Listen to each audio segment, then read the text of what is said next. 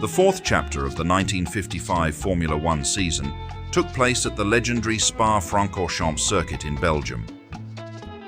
The Royal Automobile Club of Belgium, tasked with organizing the Grand Prix on this hilly, forested track, maintained their tradition of favoring a small, elite group of top drivers over a larger mixed field. This year was no exception. Out of the 15 entries, only 2 were privateers, while the rest represented factory teams. Since the previous year, the circuit had seen some improvements. Notably, the long and once notoriously bumpy Stavelot curve had been completely resurfaced.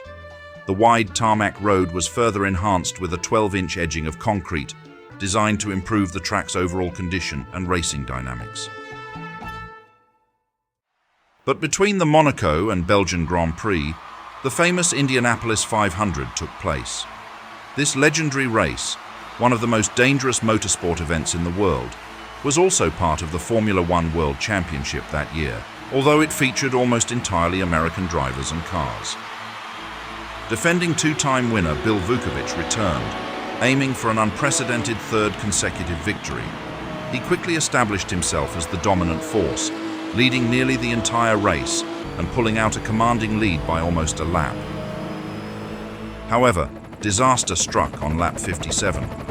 Roger Ward got caught in a breeze exiting turn 2 and hit the wall. His spinning car triggered more chaos. Keller's brakes locked up, sending his car spinning back across the track. Boyd tried to avoid Keller but couldn't, and his car was hit, losing both front wheels and rolling over.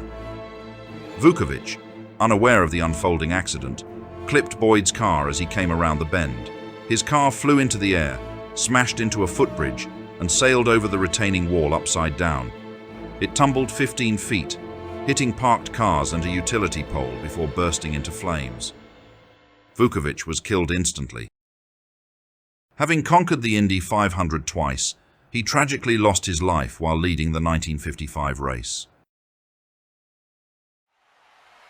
The race continued despite the horrifying crash, and Bob Sweikert went on to claim victory. But the day will forever be remembered for the loss of Bill Vukovic, a legend whose name remains etched in the annals of racing history.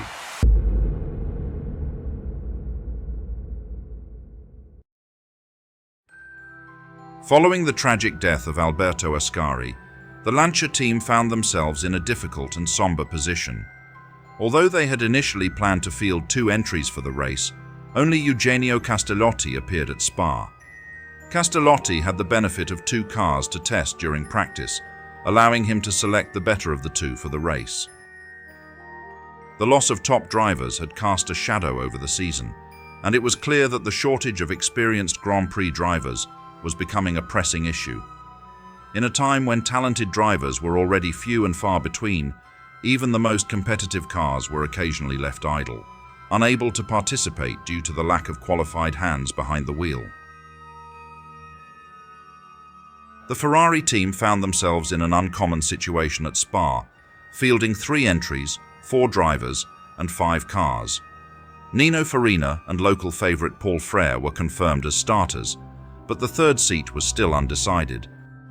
The choice lay between Maurice Trintignant, who was still recovering from injuries sustained in a crash at Monza the previous week, and American driver Harry Schell. Their practice times would ultimately determine who got the final spot on the grid. Despite his bruises and a stiff leg, Trintignant proved to be the faster of the 2, securing his place in the race. The Daimler-Benz team arrived with a strong lineup of 3 main drivers, reigning champion Juan Manuel Fangio, rising star Stirling Moss, and the seasoned Carl Kling. Despite the high-speed nature of the Spa-Francorchamps circuit, known for its long straights and fast corners, Mercedes team boss Alfred Neubauer chose not to take any risks with the streamlined versions of the W196. Instead, he opted for the more reliable open-wheeled modifications, ensuring stability and control on the undulating track.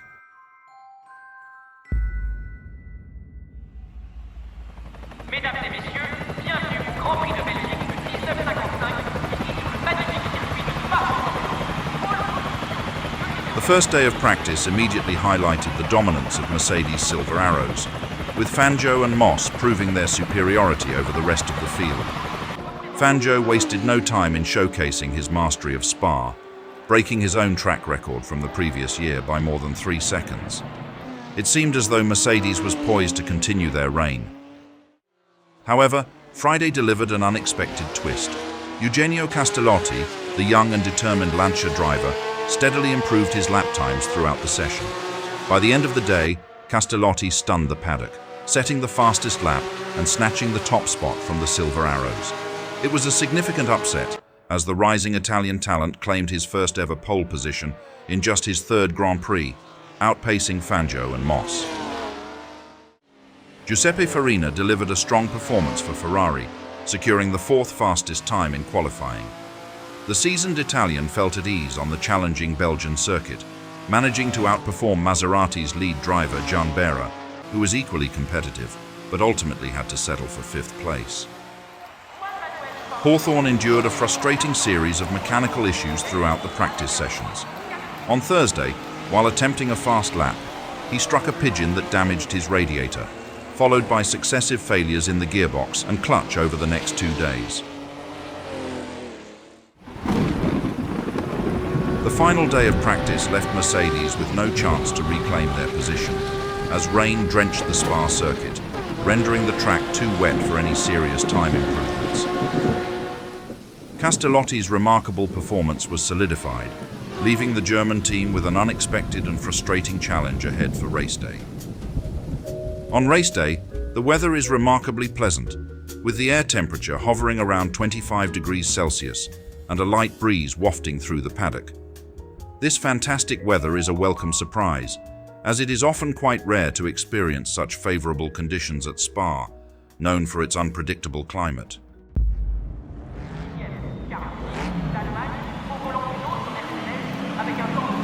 The drivers will tackle 36 laps around the circuit, covering a total distance of 508 kilometers throughout the race. Et maintenant, mesdames et messieurs, le Grand Prix de Belgique de 1955 est sur le point de commencer. Faites du bruit!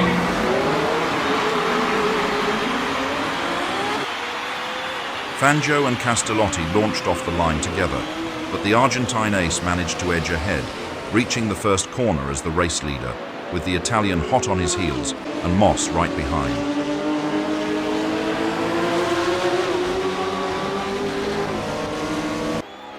However, Moss wasn't about to sit back. Without a moment's hesitation, the Englishman went on the offensive, charging after Castellotti's Lancia. In a daring move, he seized his chance and overtook, claiming 2nd place with a bold maneuver that sent a clear message.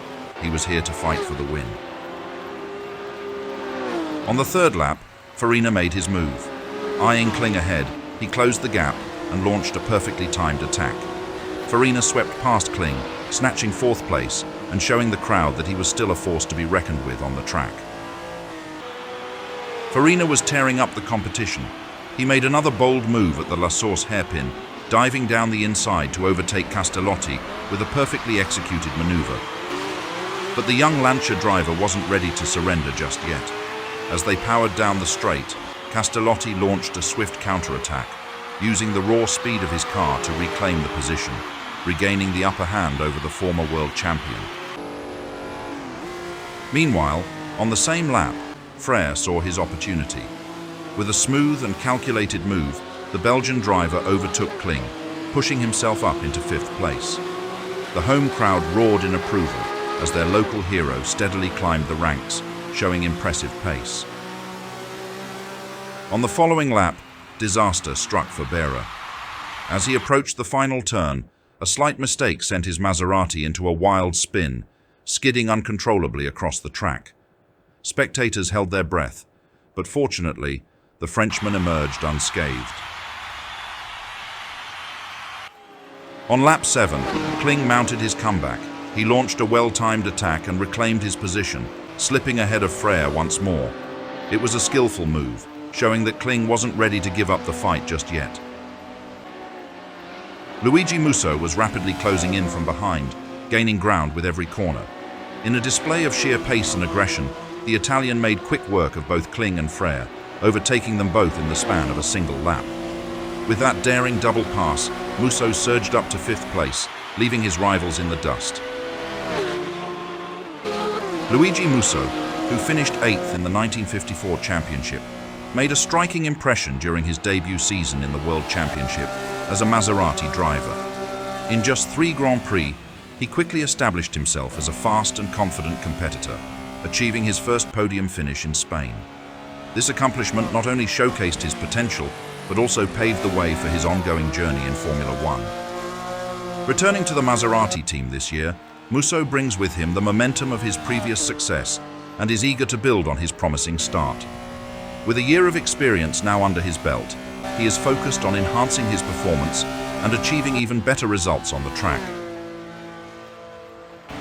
On lap 9, disaster struck for Hawthorne, who had been holding steady in 8th place. Noticing a troubling oil leak from his gearbox, he made the difficult decision to drive into the pits. The crew sprang into action, but it was clear that the issue was serious. Reluctantly, Hawthorne had to abandon the race, marking an unfortunate end to his efforts on that day. Fangio continued to showcase his dominance, confidently leading the race and extending his advantage over Moss to a substantial 9 seconds. With every lap, the Argentine displayed masterful control of his car, navigating the circuit with precision while keeping his rivals at bay. The gap grew wider, underscoring Fangio's mastery as he set his sights on victory. On lap 11, the fierce duel between Kling and Musso raged on, with both drivers pushing their machines to the limit. Kling executed a well-timed maneuver, successfully getting ahead of Musso once again. The battle intensified as the two competitors continued to swap positions. They pushed their cars to the limit, trading positions at every corner. In a moment of brilliance, Kling executed a daring move, deftly slipping ahead of Musso once again.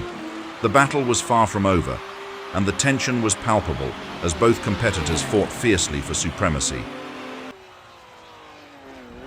Castellotti showcased impressive skill and speed throughout the event. However, fate dealt him a cruel blow when gearbox issues forced him to abandon his battle on the track.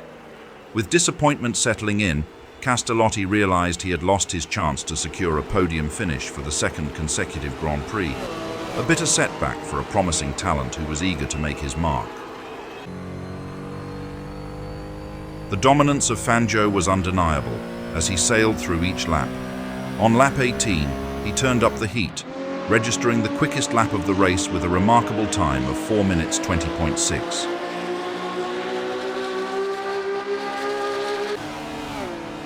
Musso's Maserati began to show signs of trouble as the engine started to lose power, the once robust performance fading with every passing moment. Seizing the opportunity, Frere swiftly closed the gap and executed a smooth overtaking maneuver, slipping past Musso with relative ease. He pulls into the pits, where mechanics change the spark plugs on his car. As a result of the stop, the Italian drops to 7th place. Kling, sensing something amiss, made his way into the pits for a closer inspection. Unfortunately, it was quickly revealed that an oil pipeline failure had compromised his car's performance. With no viable option left, Kling had no choice but to retire from the race, a disappointing end for a competitor who had fought valiantly throughout the event.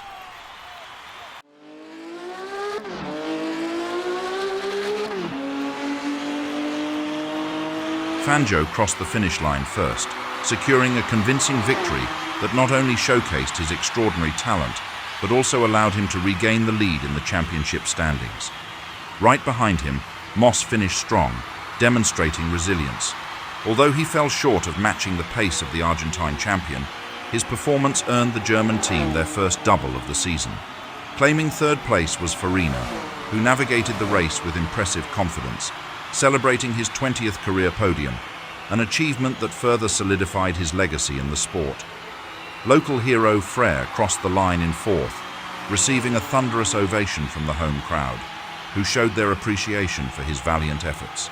He was even honored with a spot on the podium, a fitting reward for a driver who captivated fans throughout the race. The final 2 points for 5th place were shared by Maserati teammates Berra and Mieres, both of whom fought hard to secure their positions in a fiercely competitive field. As the 1955 Belgian Grand Prix wraps up, the championship standings tighten, with Fangio holding the lead at 19 points.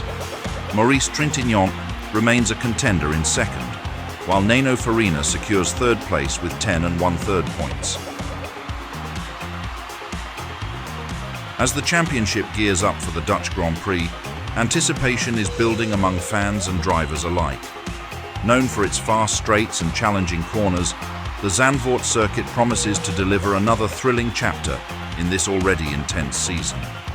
While we may not have a Dutch driver in the field this year, the fervent support of the Dutch crowd will be palpable as they rally behind their favorite competitors. Stay tuned as we head into this pivotal race, where strategy, skill, and a touch of luck could change the course of the championship.